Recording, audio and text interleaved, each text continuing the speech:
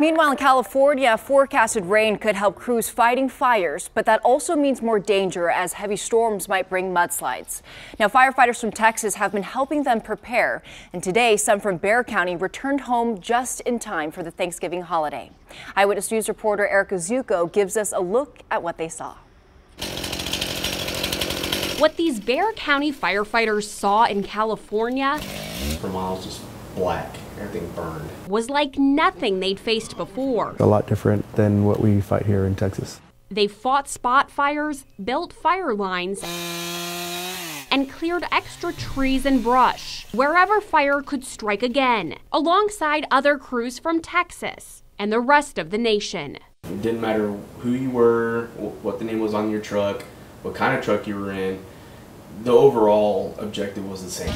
That objective? Save lives and protect homes. They also checked on houses behind fire lines for evacuees. A lot of the residents were super excited to see Texas there, and we had a lot of good conversations. We actually met people from Texas at the campgrounds that we stayed in. And tried to give comfort and closure whenever possible as crews continued containing the fire. I try to give the citizens kind of their sense of normalcy back because their entire world has just been turned upside down. They know homeowners will still head into the holidays with heavy hearts, but hope their help will lead to healing and prevent future tragedy. It felt really good to represent Bexar County and our department.